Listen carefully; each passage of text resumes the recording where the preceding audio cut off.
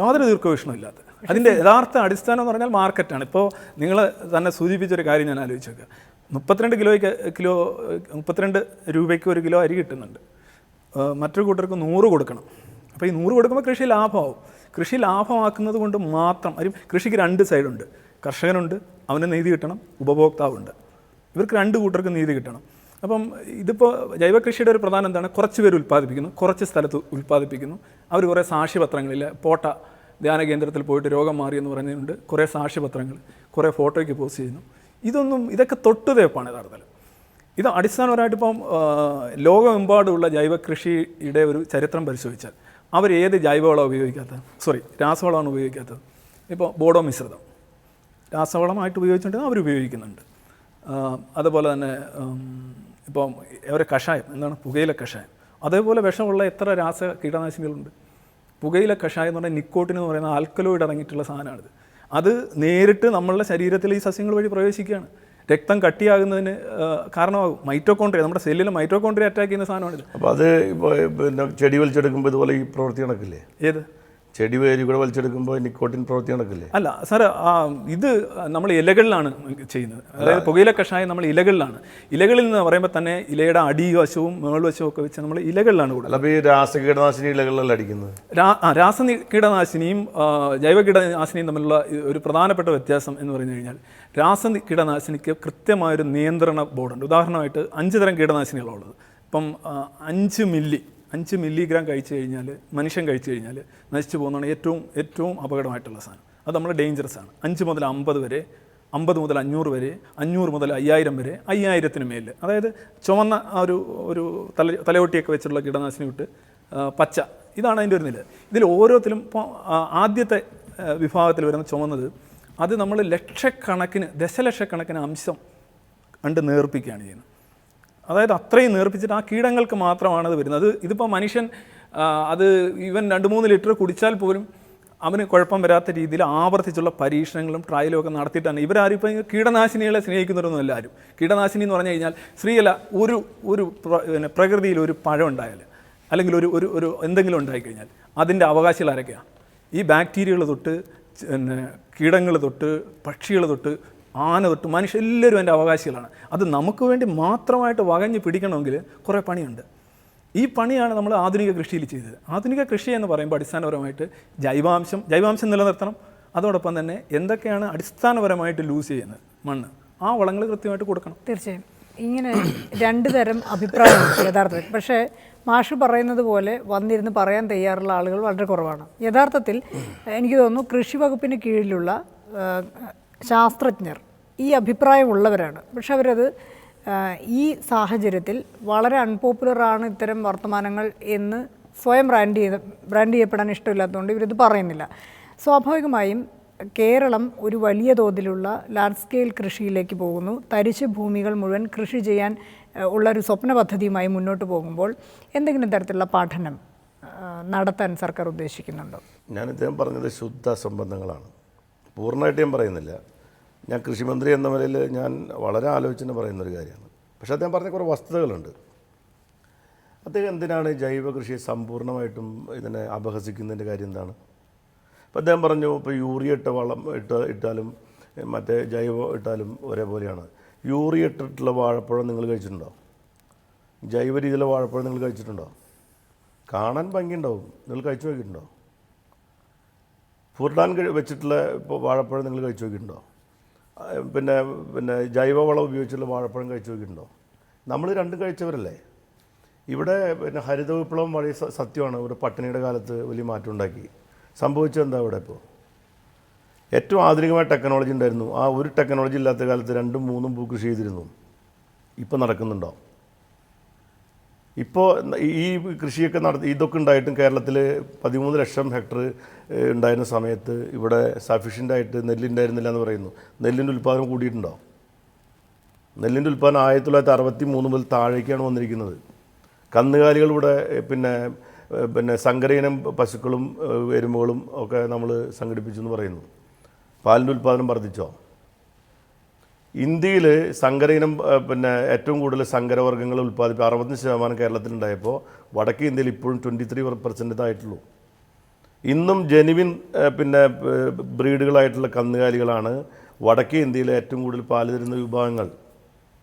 ഇപ്പോൾ മുറ-എരുമ എന്ന് പറയുന്ന ഹരിയാനയിലെ ബ്രീഡ്, ഗിർ എന്ന് പറയുന്ന ഗുജറാത്തിലെ ബ്രീഡ്, ഈ ഇന്ത്യയിലുണ്ടായിരുന്ന ഇപ്പോൾ ചൈനയിലെ കാര്യം അദ്ദേഹം പറഞ്ഞു. 12,000 ഇത് തരുന്ന ചൈനയിലെ പിന്നെ നെല്ലിൻ്റെ ബ്രീഡ് എന്ന് പറഞ്ഞാൽ ഒരു കൃഷിക്കാരൻ അയാൾ തന്നെ പിന്നെ സ്വന്തമായി ഒരു സയൻറ്റിസ്റ്റോ അല്ലെങ്കിൽ കൊണ്ടുവന്നതല്ല, അതിന് അയാൾ തന്നെ പിന്നെ അയാളുടെ പരമ്പരാഗതമായ രീതിയിൽ അവിടെ ഉണ്ടായിരുന്ന ഒരു നെൽവിത്തിനെ തന്നെ എല്ലാ രാജ്യങ്ങളും നടന്നതുപോലെയാണ് അദ്ദേഹം അതിനെ വികസിപ്പിച്ചെടുത്തിരിക്കുന്നത്.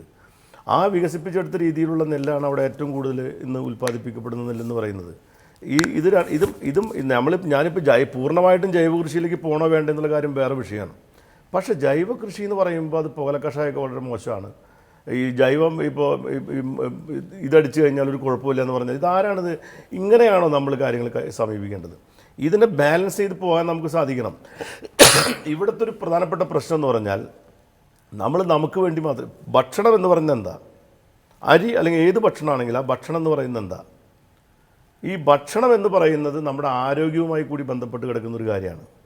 ഇന്ന് കേരളത്തിലെ ഏറ്റവും അധികം മനുഷ്യന് ഇന്ന് RCCയിൽ പോയി കഴിഞ്ഞാൽ RCC നമ്മളെ പഠിപ്പിക്കുന്നത് എന്താണ്?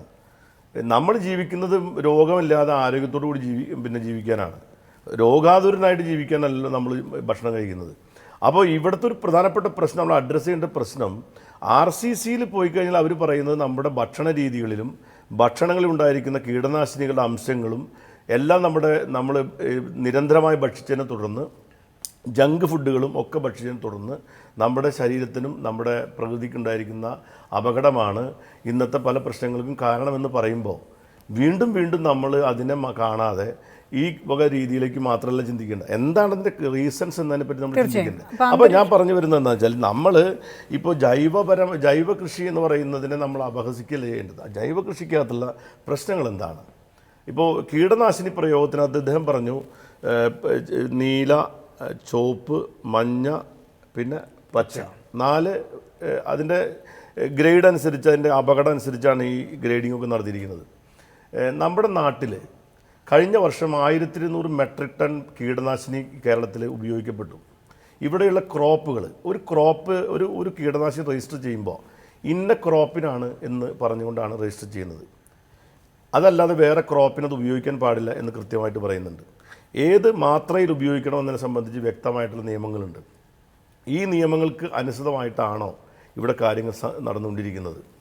കീടനാശിനികളുടെയും രാസവളത്തിൻ്റെയും പ്രയോഗത്തിൽ ഈ ഉൽപ്പാദിപ്പിക്കുന്ന കമ്പനികളുടെ താല്പര്യത്തിനനുസരിച്ച് നമ്മുടെ കാർഷിക മേഖലയിൽ അതിനെ പ്രൊമോട്ട് ചെയ്യുന്ന, അമിതമായി പ്രൊമോട്ട് ചെയ്തുകൊണ്ട് അതുമാത്രമാണ് മാർഗം എന്ന നിലയിലേക്ക് നമ്മളെ തെറ്റിദ്ധരിപ്പിച്ച് പിന്നീട് ഓരോ മൾട്ടിനാഷണൽ കമ്പനികളും വിത്ത് മുതൽ എല്ലാ കാര്യങ്ങളും ഇടപെടുന്ന ആഗോളവൽക്കരണം വരുന്നു.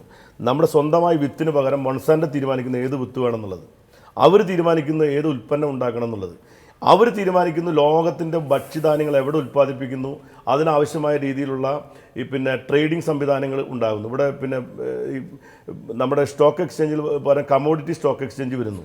ഈ രൂപത്തിൽ നമ്മുടെ രാജ്യത്തിൻ്റെ ഭക്ഷ്യധാന്യ ഉൽപ്പാദന മേഖലയെ എല്ലാ രീതിയിലും പിടിച്ചടക്കുന്ന ഒരു ആഗോളവൽക്കരണ ചൂഷണ സംവിധാനങ്ങൾ ഉണ്ടാകുമ്പോൾ അതിന് റെസിസ്റ്റ് ചെയ്യാൻ വേണ്ടി നമ്മൾ എന്ത് ചെയ്യണമെന്നതിനെ പറ്റി നമ്മൾ ആലോചിക്കേണ്ട കാര്യങ്ങൾ അതാണ്. ആ രീതിയിൽ ആലോചിക്കുമ്പോൾ ജൈവ കൃഷിയെപ്പറ്റി ആലോചിക്കേണ്ടി വരും, സ്വയം പര്യാപ്തതയെപ്പറ്റി ആലോചിക്കേണ്ടി വരും, നമ്മൾ ഇന്ന് നമ്മുടെ സ്വന്തമായിട്ടുള്ള വിത്തുകളെപ്പറ്റി ആലോചിക്കേണ്ടി വരും. ഇന്ന് ലോകത്തെ എല്ലാ സ്ഥലത്തും എന്തുകൊണ്ടാണ് ജൈവ വൈവിധ്യത്തെ എല്ലാ മൾട്ടിനാഷണൽ കമ്പനികളും ഏറ്റവും പ്രധാനപ്പെട്ട ഒരു അസറ്റായിട്ട് കാണുന്നത്? എന്തുകൊണ്ടാണ്? പരമ്പരാഗതമായിട്ട് നമ്മുടെ വിത്തുകൾക്കും പരമ്പരാഗതമായിട്ട് നമ്മുടെ ബ്രീഡുകൾക്കും ഒരു പ്രാധാന്യമുണ്ട്. അതിലേത് ചൂസ് ചെയ്യണം, അത് എങ്ങനെ കൊണ്ടുപോകണം. അപ്പോൾ ഞാനൊരു ഉദാഹരണം പറയാം. ബ്രസീലിൽ പാലുൽപാദനം ഏറ്റവും ശക്തമായി നിൽക്കുന്ന സ്ഥലമാണ്. 500 വർഷങ്ങൾക്ക് മുമ്പ് ഇന്ത്യയിൽ നിന്ന് കൊണ്ടുപോയിട്ടുള്ള ബ്രീഡുകളാണ് അതിൻ്റെ പെഡിഗ്രിയിൽ ഒരു ഇഞ്ച് പോലും വ്യത്യാസമില്ലാതെ അതിൻ്റെ ഒറിജിനാലിറ്റി നിലനിർത്തിക്കൊണ്ട് അവരത് സംരക്ഷിച്ചുകൊണ്ട് പോകുന്ന ഒരു രാജ്യമാണ് ബ്രസീൽ. ആ ബ്രസീൽ എന്തുകൊണ്ടാണ് ചെയ്യുന്നത്? എന്തുകൊണ്ടാണ്? ഇന്ത്യൻ ബ്രീഡുകളാണ് അവിടെ, കന്നുകാലികളുടെ ബ്രീഡുകളാണ് പാലുൽപാദനത്തിന് അവർ ഏറ്റവും കൂടുതൽ ആശ്രയിക്കുന്നത്. നമ്മുടെ ആ ബ്രീഡുകൾ മുഴുവൻ പോയില്ലേ? എങ്ങനെ നഷ്ടപ്പെട്ടു പോയത്? അപ്പോൾ ഇതൊക്കെ നമ്മൾ പരിശോധിക്കേണ്ടത്. ഇതിൻ്റെ ന്യായാന്യായങ്ങളും തെറ്റുകളും കുറ്റക്കുറവുകളും തുറന്ന് നമ്മൾ സംസാരിക്കാനും മനസ്സിലാക്കാനും ശ്രദ്ധിക്കണം. അല്ലാതെ ഏകകക്ഷിയമായി ജൈവ കൃഷിയാണ് പരിപൂർണമായിട്ടും ഒരു ജൈവ കൃഷി മാത്രം നടത്തിയാൽ ഒരു agriculture, good practice of agriculture എന്ന നിലയിലേക്ക് നമ്മൾ തുടക്കം വെക്കുകയും അതിൻ്റെ അടിസ്ഥാനത്തിൽ നമ്മൾ സമ്പൂർണ്ണമായ ജൈവ കൃഷിയിലേക്ക് ചില മേഖലയെ കൊണ്ടുപോകാൻ കഴിയുമോ? ആരോഗ്യവും കൃഷിയും തമ്മിൽ എന്താണ് ബന്ധം, കൃഷിയും പ്രകൃതിയും തമ്മിൽ എന്താണ് ബന്ധം, നമ്മുടെ ഭൂഗർഭജല സമ്പത്ത് സംരക്ഷിക്കുന്നതിൽ നെൽകൃഷിക്കും മറ്റു കൃഷിക്കും എന്താണ് ബന്ധം, ഇതെല്ലാം തന്നെ ശാസ്ത്രീയമായി വരും തലമുറയ്ക്ക് കൂടി നമ്മൾ അഡ്രസ്സ് ചെയ്യേണ്ട ഇഷ്യൂസാണ്. ഇതൊക്കെ വെച്ചുകൊണ്ടാണ് നമ്മൾ നയം രൂപീകരിക്കുന്നത്. അല്ല നമ്മൾ ഏകപക്ഷീയമായി നമ്മുടെ ഉൽപ്പാദന വർധനമെന്ന് പറയുന്ന ലക്ഷ്യം മാത്രം വെച്ചുകൊണ്ട് നയം രൂപീകരിച്ചു കഴിഞ്ഞാൽ അത് മാത്രമല്ല പ്രശ്നം എന്നുള്ളത് ലോകമെന്ന് മനസ്സിലാക്കിക്കൊണ്ടിരിക്കുകയാണ്. അപ്പം അതാണ് ഞാൻ പറയുന്നത്. നമ്മൾ ചില കാര്യങ്ങൾ പറയുമ്പോൾ ഏകപക്ഷീയമായിട്ട് നമ്മൾ സംസാരിക്കുന്നത് ശരിയല്ല. അതിനകത്ത് ഒരു ഗവൺമെൻറ് എന്ന നിലയിൽ ഞാനിതിനകത്തൊരു ഒരു ഒരു ഈ അഗ്രികൾച്ചർ മിനിസ്റ്റർ എന്ന നിലയിൽ അദ്ദേഹം പറഞ്ഞ പല കാര്യങ്ങളും വളരെ ശ്രദ്ധേയമായ പല കാര്യങ്ങളും അതിനകത്തുണ്ട്. അതായത് നമ്മുടെ ഉൽപ്പാദനത്തിനുണ്ടാകുന്ന, ഇപ്പോൾ നമുക്കൊരു എല്ലാ വീട്ടിലും ചെറിയ തോട്ടത്തിൽ കൃഷി ഉൽപ്പാദിപ്പിച്ചുകൊണ്ട് മാത്രം നമുക്ക് നമ്മുടെ ഉൽപ്പാദനത്തിൻ്റെ പ്രശ്നങ്ങൾ പരിഹരിക്കാൻ കഴിയും. അതിനകത്ത് ഇദ്ദേഹം പറഞ്ഞൊരു പ്രധാനപ്പെട്ട കാര്യമുണ്ട്. കേരളത്തിൻ്റെ ഇത് ഉപയോഗിച്ചുകൊണ്ട് മാത്രം നമ്മുടെ പ്രശ്നങ്ങൾക്ക് പരിഹാരം ഉണ്ടാക്കാൻ നമുക്ക് സാധ്യമല്ല. എന്നാൽ നമുക്ക് പല രീതിയിലും മറ്റു പല സംസ്ഥാനങ്ങളെ ആശ്രയിക്കേണ്ട കാര്യങ്ങൾക്ക് ഏത് എക്സ്റ്റെൻറ്റ് വരെ ആശ്രയിക്കാം. പരിപൂർണമായിട്ട് നമ്മളൊരു കൺസ്യൂമർ സ്റ്റേറ്റായി മാത്രം നിൽക്കണമോ? അപ്പോൾ ഇതിനെല്ലാം തന്നെ കീടനാശിനി പ്രയോഗങ്ങളും ഇപ്പോൾ ജൈവ കോഴിമുട്ട എന്ന് പറയുമ്പോൾ നമ്മൾ അതിന് ഈ ഇവിടെ നിന്ന് വരുന്ന ഹൈബ്രിഡ് കോഴിമുട്ടയും സാധാരണ നാടൻ കോഴിമുട്ടയും തമ്മിൽ ഒരു വ്യത്യാസമില്ല എന്നാണ് പറയുന്നത്. ഒരു വ്യത്യാസമില്ല എന്നാണ് പറയുന്നത്. ഇത് ശാസ്ത്രീയമായി ശരിയാണോ? അതിൻ്റെ ക്വാളിറ്റി എന്താണ്? പക്ഷേ അങ്ങനെ മാത്രം വിചാരിച്ചു കഴിഞ്ഞാൽ നമുക്കത് ചെയ്യാൻ, അതിന് നമുക്ക് നമ്മുടെ ആവശ്യങ്ങൾക്ക് വേണ്ടി അഡ്രസ് ചെയ്യാൻ പറ്റും. കേരളത്തിലെ ഏറ്റവും വിജയകരമായ ഒരു ഔട്ട്ലെറ്റ് നടത്തിക്കൊണ്ട് പോകുന്നതാണ് കുറേ വർഷമായിട്ട്. ഈ പറയുന്ന പ്രോഡക്ട്സ് തമ്മിൽ എന്ത് വ്യത്യാസമാണുള്ളത്? ഏത് തരത്തിലാണ് നമ്മളതിനെ നിർണ്ണയിക്കുന്നത്? അതിലിപ്പോൾ